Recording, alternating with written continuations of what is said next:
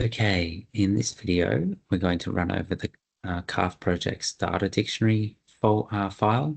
And so basically in this video, it provides a step-by-step process as to what to do when one of your athletes sustain a calf injury.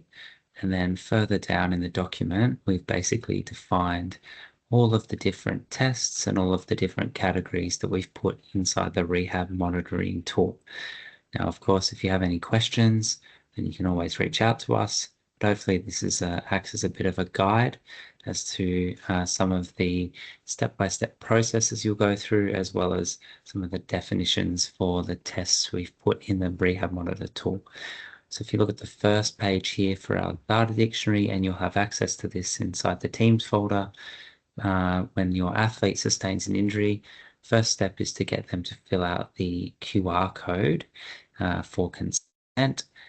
And then obviously afterwards, you can open up one of the calf monitoring tool files, save that uniquely to your folder, and then complete the initial and daily assessment sheet.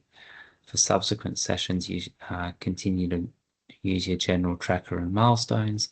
And then the last session will be when you've cleared them for unrestricted participation or training or match play. In that instant, you'll notify the Calf Project team, so Brady or I or Tanya, and we can liaise with you as to getting it into the master folder. If you scroll further down, there's just some of our definitions for basically every category, as I said. Important to note the injury type here in terms of differentiating between an index, recurrence, and exacerbation. So have a read of that one. If you have any queries there, please let us know.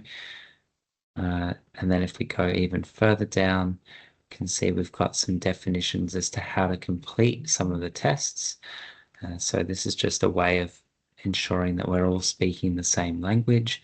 And so if Brady decides to do say a calf raise double leg with one of his rehab pathways for an athlete, that would I'm doing the same thing as he is, so we can compare apples with apples. Same goes for our milestones. So imagine we want to do a calf raise test for repetitions to failure, then, I'd hate to think that if I'm doing it, I've done it off a step and then Brady's going off a flat surface, or if there's no metronome and the speed isn't standardized.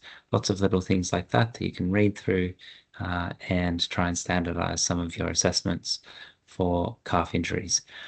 Obviously, these are just suggestions, but if you're running some of these tests through the rehab stream, we'd like to think we're all doing the same thing. And that's the rehab data dictionary tool.